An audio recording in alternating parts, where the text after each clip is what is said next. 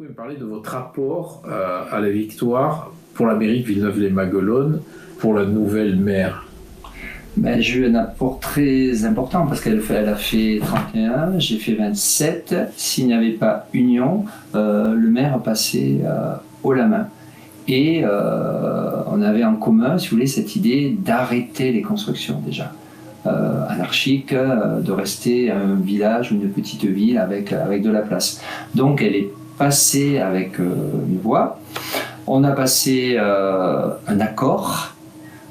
N'étant pas politique, si vous voulez, quand vous n'êtes pas politique, il y a des priorités. Et la priorité, c'est protéger le cadre de vie, donc vous faites des concessions. Il y a un nombre... Est-ce que vous avez fait beaucoup de concessions?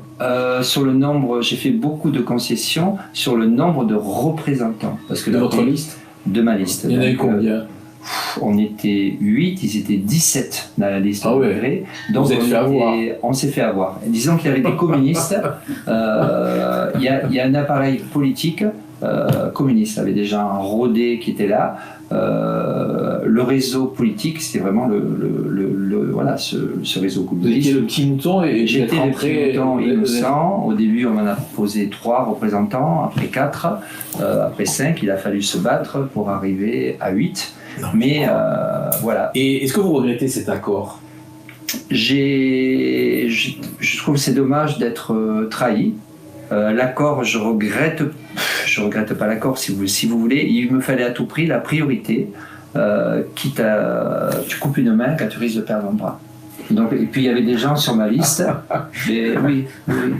J'avais des gens sur ma liste, si vous voulez, qui m'avaient aidé. Et l'ancien maire était prêt à faire tomber des têtes. D'accord. Donc je me devais par devoir de protéger ces personnes. Donc il fallait à tout prix que l'ancien maire ne passe pas. Vous avez des gens qui se dévouent, qui passent des heures, etc. Vous ne pouvez pas, par ambition, par ego personnel, vous dire bon, allez, je me maintiens. Et maintenant, vous risquez d'avoir des gens autour de vous que vous appréciez, que vous aimez beaucoup. Donc pour revenir, l'accord, je le regrette pas. Il y a un maire que vous détestiez, là, il y a l'autre qui vous a coupé la tête. Oui. Et je pense que celui qui m'a coupé la tête... Vous lui pardonnez. Vous êtes chrétien. Non, je pardonne, je suis chrétien, mais je trouve que la malhonnêteté, il ne faut pas être malhonnête comme ça. Et ce qui me dérange un peu, c'est les arguments qui ont été avancés pour me mettre de côté. C'est être malhonnête. Ouais. Vous l'avez dit là tout à l'heure, votre engagement là, contre le pass a accéléré votre mise à l'écart de la mairie. Oui. Parce que si tu veux être un vrai politique, tu t'engages pas, tu prends pas position d'un côté ou de l'autre, comme ça tout le monde peut penser que tu penses comme la majorité des gens étant vaccinés, c'est mieux de dire le vaccin, pas le vaccin, la thérapie génique, bon, elle est mieux, c'est normal, tu as un maximum de voix. Tu te positionnes pas trop et puis la sécurité, c'est toujours bon, on va pas t'accuser parce que tu as voulu faire de la sursécurité, parce que tu as voulu faire du sanitaire. D'accord. Par contre, on peut t'accuser de faire du non sanitaire. Donc si j'avais été vraiment un politique, je me positionnais pas, je me positionnais pour la vaccination, voilà. C'est pour la thérapie génique, pardon. La maire dit que vous n'avez pas respecté votre engagement. C'est quoi que vous n'avez pas respecté? L'engagement, pour eux, c'est le droit de réserve. Donc on rejoint les autres politiques, l'appareil politique, l'appareil centralisateur qui vous dit, bon, tu es un administratif, je ne suis pas un administratif. Tu es un administratif, donc tu appliques ce qu'on te dit. Après, quand vous avez des idées, quand vous êtes ouvert, quand vous êtes apolitique, quand vous tombez au milieu de politique, bon, déjà, ils encadrent un peu plus de représentants, etc. Et après, on essaie un peu de vous mettre des petits bâtons, de ne pas vous faire intervenir voilà, pour remplacer, normalement, un premier adjoint doit remplacer. J'ai remplacé une fois, après, je ne pouvais plus. Il était interdiction. Et ce système où, si vous voulez, collectif de vote, j'étais premier adjoint, mais j'avais une petite délégation commerce, et j'avais pas de vue sur l'urbanisme, j'avais pas de vue sur tout ce qui était finance. Par contre, le mouton noir, pour l'éliminer, il fallait quelque chose, et les manifestations sont tombées à point. Et pourquoi la maire vous reproche de ne pas assumer votre rôle de premier adjoint? Parce qu'il faut. C'est l'histoire. Vous n'étiez pas assez présent? Non. C'est l'histoire. J'avais pris du temps. J'ai arrêté mes compétitions sportives pour entrer dans la municipalité. Je gérais une grosse salle au-dessus, j'ai arrêté la salle, j'ai arrêté des choses que je faisais, compétition sportive, j'en ai toujours fait. La salle, elle a 31 ans, donc j'ai arrêté pour libérer du temps. Donc vous n'avez pas assez libéré, qu'elle vous le reproche? Un reproche, il faut toujours trouver une excuse. Donc l'excuse, et puis j'avais beaucoup, si vous voulez, je bossais quand même un peu en kiné. Donc c'est vrai que les réunions la veille pour le lendemain à 10h, à 14h, on va dire que l'emploi du temps n'était pas fait trop fait pour des libéraux, et les accès au poste étaient relativement limités. L'accès à l'info était vraiment limité. Je pense que en politique,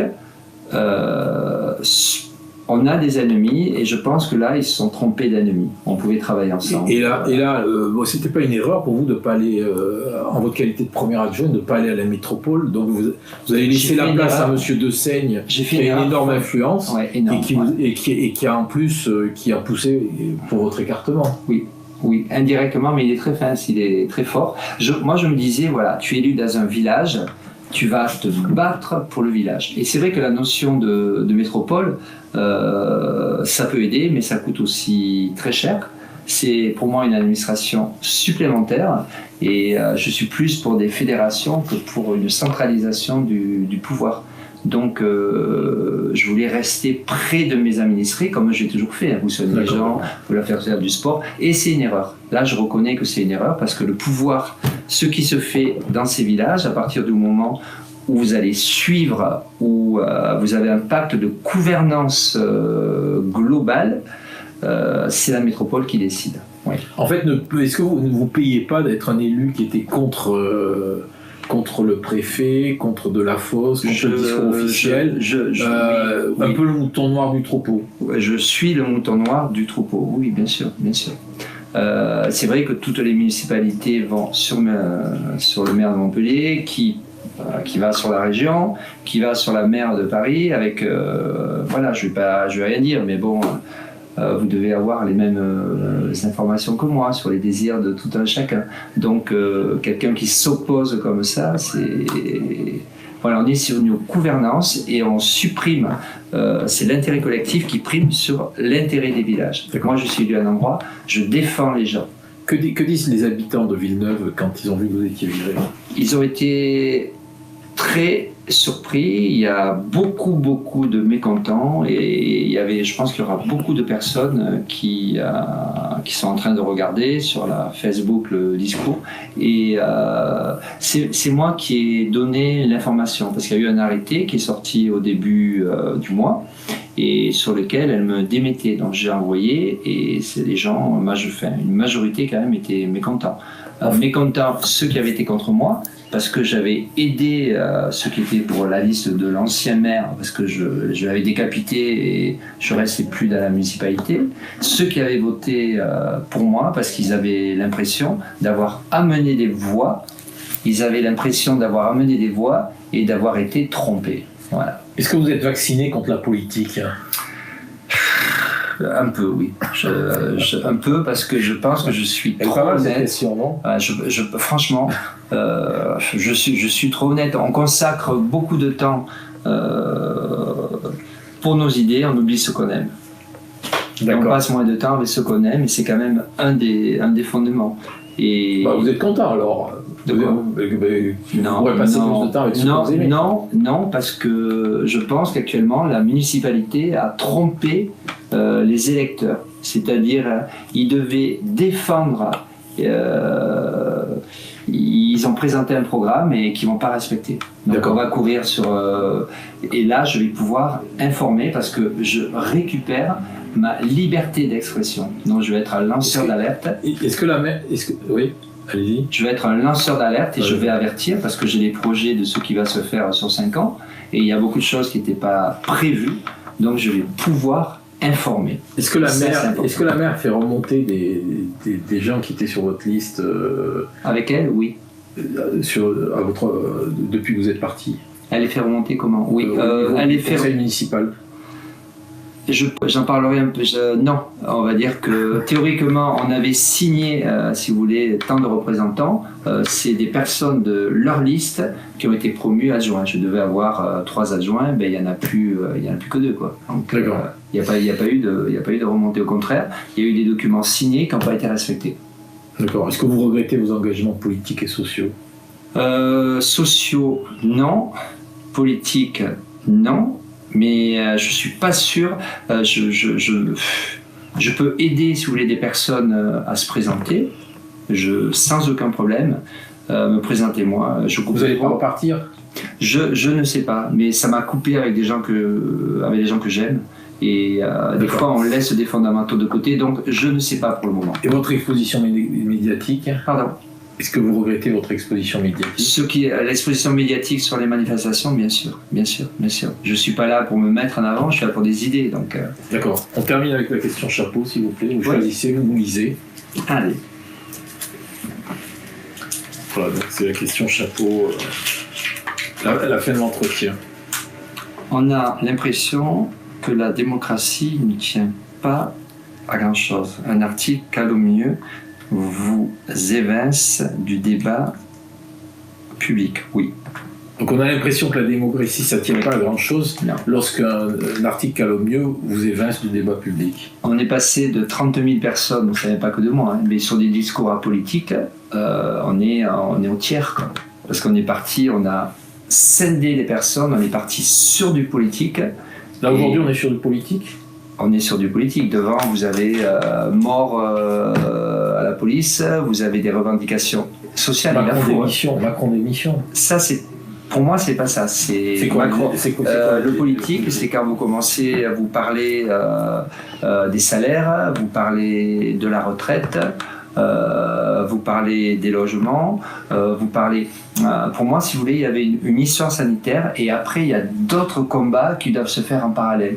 Mais quand vous commencez à mélanger, en fonction des idées que vous avez, vous allez diviser. Donc, le nombre de personnes, ça va fondre. Et puis, bon, ces groupuscules qui agitent les manifestations, ils représentent une minorité. D'ailleurs, ces groupuscules, après ils sont passés à Nîmes, une fois ils avaient pété le mouvement, à Alès ils ont fait pareil, c'est les mêmes. Et ils sont passés à Toulouse après. Quand vous regardez les vidéos, vous avez les mêmes. Donc c'est assez surprenant, c'est pour ça que je vous dis que d'après moi, il y a quand même une manipulation politique avec un désir de faire disparaître ces manifestations apolitiques, parce que la politique c'est dangereux. Et si tu veux diviser des manifestations, tu marginalises, tu marginalises. Il ne peut pas y avoir des personnes qui viennent de partout, comme ça, de tous bords. Très bien. Je vous remercie. Très bien. Je vous aurais dit exactement pareil. C'est moi qui vous remercie pour tout votre travail et vraiment content que vous m'ayez permis de parler.